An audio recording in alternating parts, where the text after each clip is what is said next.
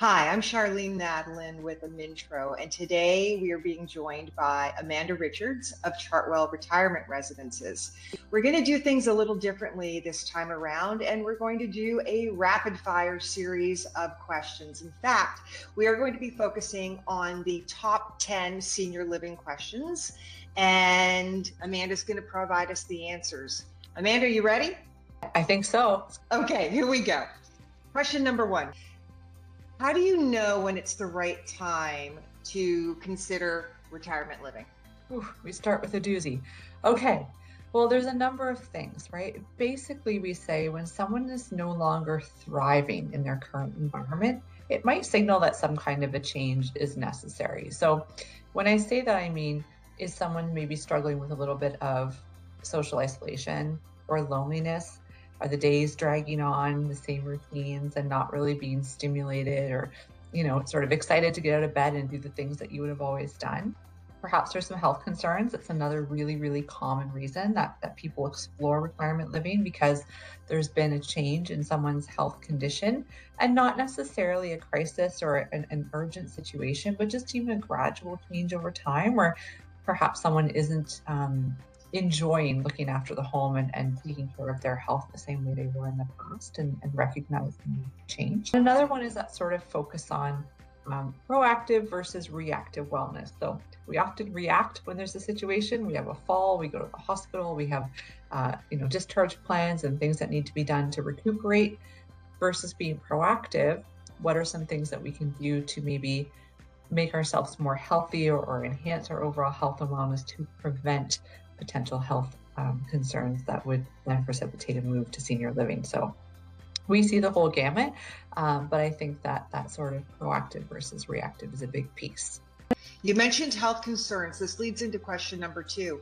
What levels of care are available and how are they different? So every Chartwell residence and every retirement residence, competitors included in there, have different levels of care available. So it's really important when you're doing your research and you're looking at different retirement living options, that you understand the levels of care that are available in the specific residence you're interested in. Generally speaking, retirement living covers a broad spectrum of care levels, from independent living, so people who are still doing their own cooking and cleaning and just want to have a more social environment, through to independent supportive living, where we add some support services. So maybe some things like assistance with meals and housekeeping and transportation, and maybe some healthcare services as well, like medication management, physiotherapy, those types of things. There's assisted living, which is more physical assistance with the activities of daily living. So things like assistance with ambulation or feeding assistance, lifts if someone requires it. And often assisted living is either in a specific area of a property, or it's a separate property altogether, or it can be delivered within independent supportive living as well. And then there's memory living or memory care. So for people who are living with different types of dementia, there are specialized programs and services available. What's really important to note with all of this is that people will often say, well, how much care can retirement homes actually accommodate? The general rule of thumb is that we can accommodate up to and including end-of-life care, as long as the resident is safe and supported, and we're able to provide the services to do so in the residence. I got another question for you that segues from, you mentioned you mentioned levels of care, right? And it's vast and yet specific. So how affordable is senior living, and how do costs compare to living at home? Sure. So a couple things that people need to consider. Most often we think that living in our own home is free, but there's still a cost associated with that. And so when someone decides to move to senior living, most of the time they're selling the home and offsetting that cost, right? You're using the proceeds from the sale of the home to offset some of the costs of senior living.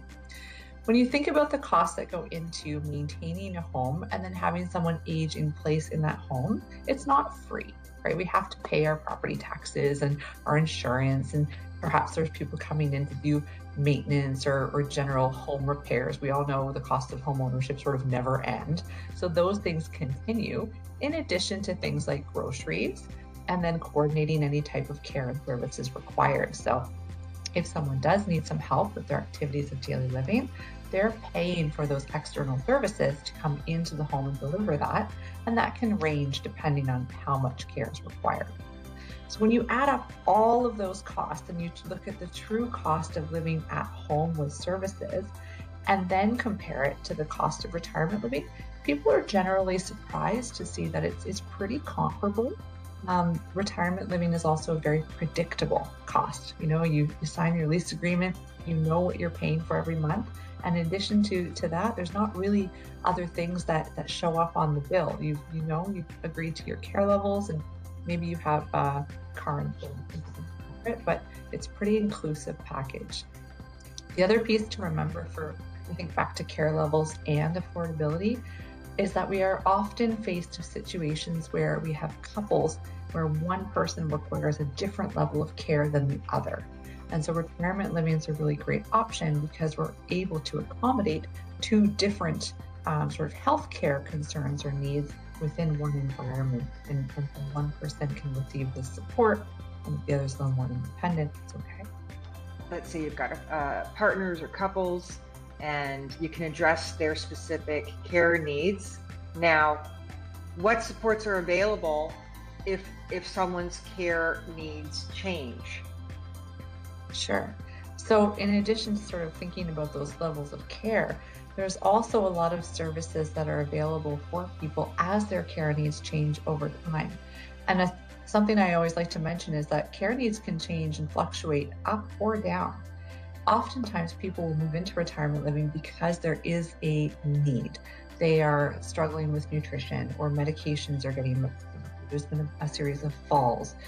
And when you move into an environment that is providing all of the supports to help you live well every day, balanced, nutritious meals, staff coming to engage and bring you to activities, medications that are properly managed, sometimes those conditions just lead to someone's overall health improving, so they don't require as much support, which is really interesting. So care services are more so like an a la carte model where you can layer in care as needed and then scale back if someone doesn't require those services anymore. If they're recovering from a surgery, say, and need some more support initially, and then you can scale it back as someone's condition improves. So that's a big piece of it. Our health and wellness managers conduct regular care meetings with all of our residents and families to make sure that needs are being adequately met and that we're adding and removing services as needed to adjust to sort of how people's health and wellness needs. Okay. What does day-to-day life actually look like in a Chartwell residence? That's such a great question because I think people have preconceived notions of what life is like in a retirement residence. And what I would share is that there's this sort of fantastic balance between the opportunity to engage in structured programs and dining and things like that with this unstructured or spontaneous daily life.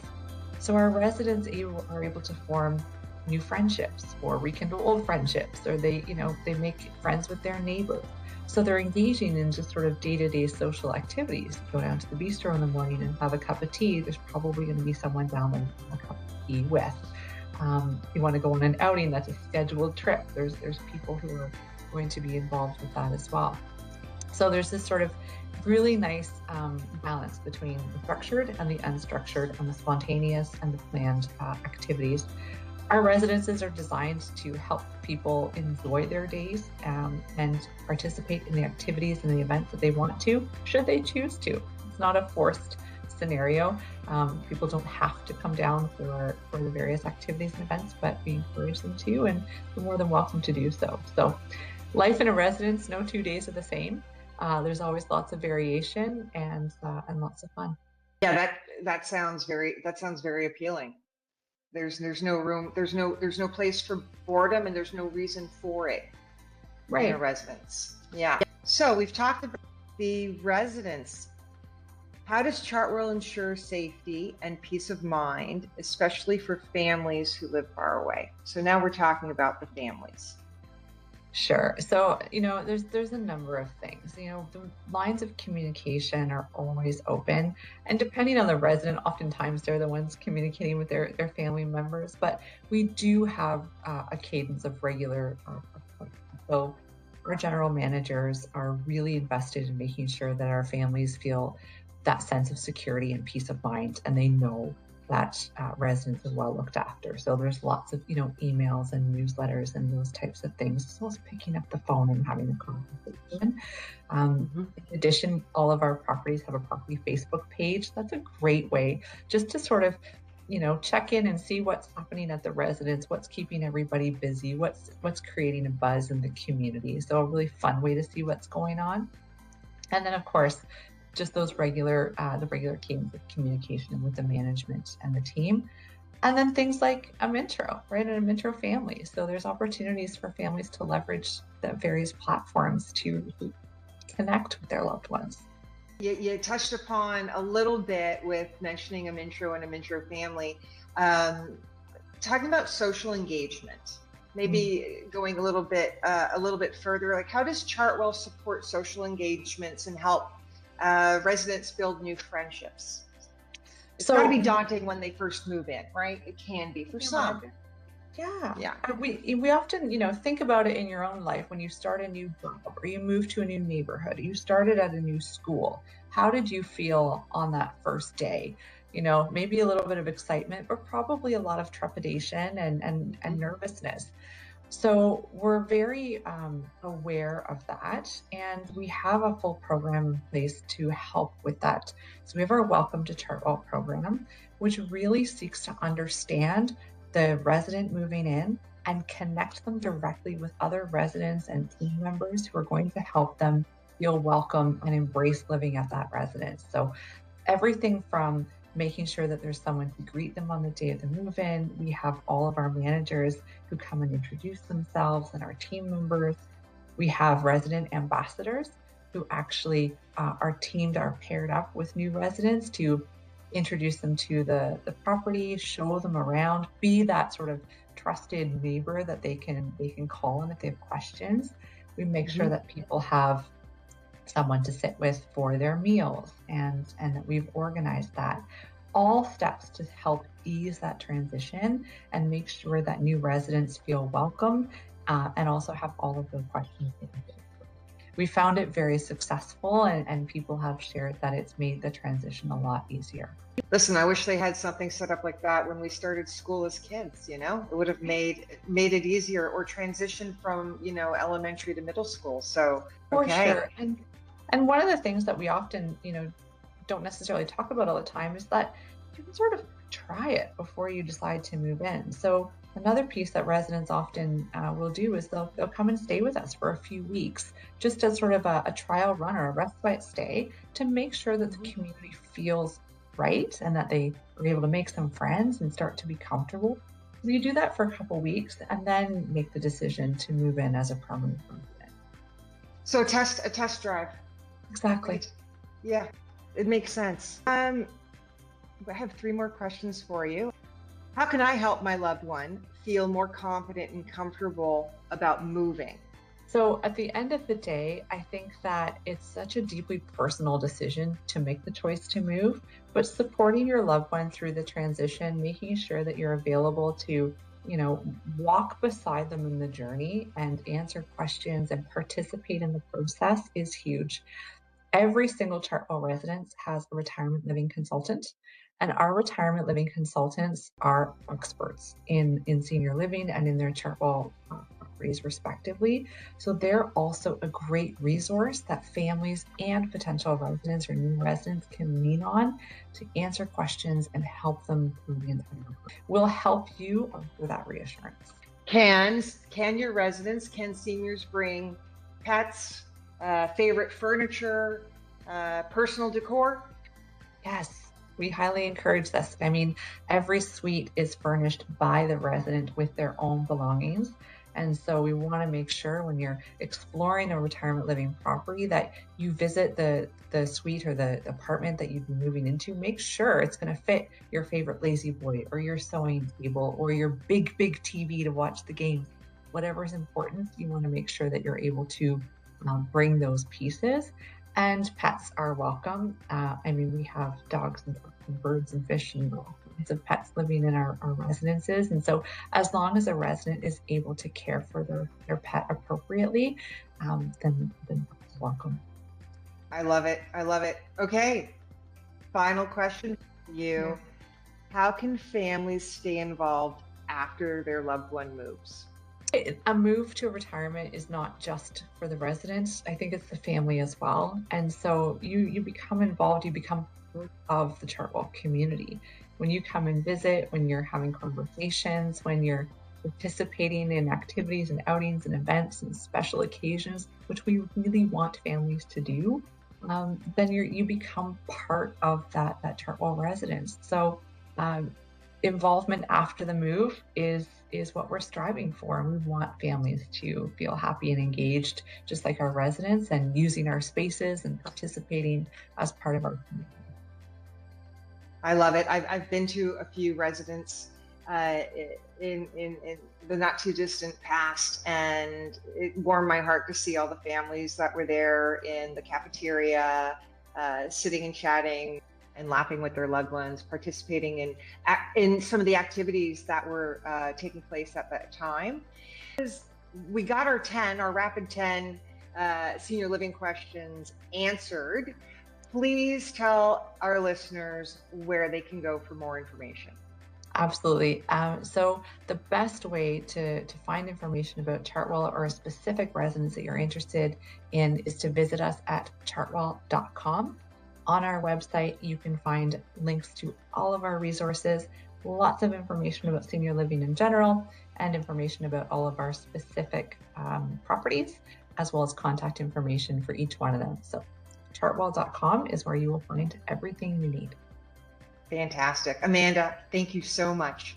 Charlene, a pleasure as always. Thank you for having me.